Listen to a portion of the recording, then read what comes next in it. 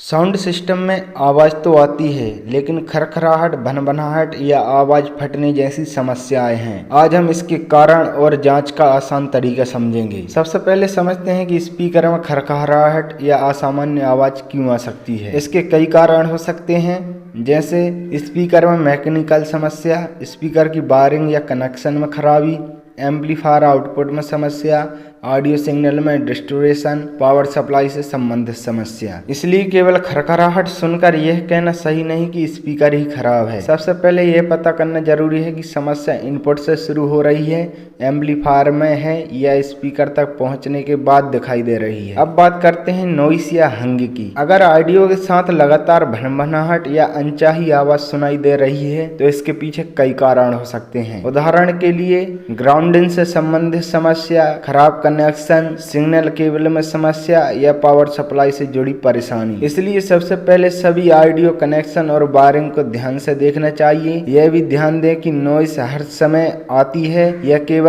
किसी खास इनपुट को जोड़ने पर आती है। इससे समस्या के स्रोत को पहचानने में मदद मिलती है। अब आते हैं डिस्टोनेशन पर। जब ओरिजिनल ऑडियो साफ सुनाई देने के बजाय विकृत या फटी हुई सुनाई दे तो उसे सामान्य भाषा में डिस्टोनेशन की समस्या कहा जा सकता है। इसके पीछे कारण हो सकते हैं इनपुट सिग्नल बहुत ज्यादा होना, एम्पलीफायर का गलत तरीके से काम करना, स्पीकर की क्षमता या स्थिति से संबंधित समस्या, पावर सप्लाई में समस्या, खराब कनेक्शन। इसलिए वॉल्यूम बढ़ाते ही आवाज खराब होने लगे तो तुरंत स्पीकर बदलना सही तरीका नहीं है। पहले ये समझें कि समस्या इनपुट सिग्नल, एम्पलीफायर आउटपुट या स्पीकर में कहां से है। यह सबसे महत्वपूर्ण जांच करें। मान लो आवाज में खरखराहट आ रही है। अब हमें पता लगाना है कि समस्या स्पीकर में है या एम्पलीफायर में। अगर उचित तरीके से उपलब्ध हो तो उसी सिस्टम में एक ही स्पीकर से तुलना करके समस्या को अलग किया जा सकता है। अगर सही स्पीकर लगाने के बाद भी आवाज सामान्य हो जाती है तो पुराने स्पीकर या उसके कनेक्शन पर ध्यान देना चाहिए। लेकिन अगर दूसरे स्पीकर में भी वही समस्या रहती है तो एम्पलीफायर आउटपुट, ऑडियो सिग्नल या दूसरे संबंधित कनेक्शन की जांच करना चाहिए। यानी एक समस्या सीधे पार्ट बदलना नहीं, सबसे पहले समस्या को अलग अलग करके पहचानना है। अब पूरी जांच का आसान क्रम याद रखिए।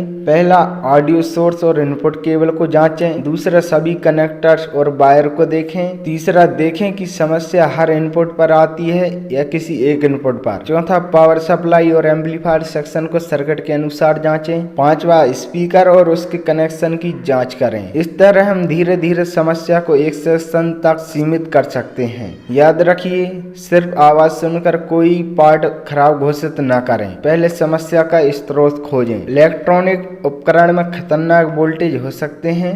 बिना उचित प्रशिक्षण और सुरक्षा प्रक्रिया के खुले या चालू उपकरण पर काम न करें। तो दोस्तों, आज हमने खरखराहट, नॉइस और डिस्टोनेशन की जांच करने का आसान तरीका समझा। अगले पार्ट में हम साउंड सिस्टम की एक और बहुत काम की समस्या को समझेंगे। वीडियो पसंद आए तो लाइक करें और चैनल को सब्सक्राइब जरूर करना। मिलते हैं दोस्तों अगली वीडियो में। धन्यवाद।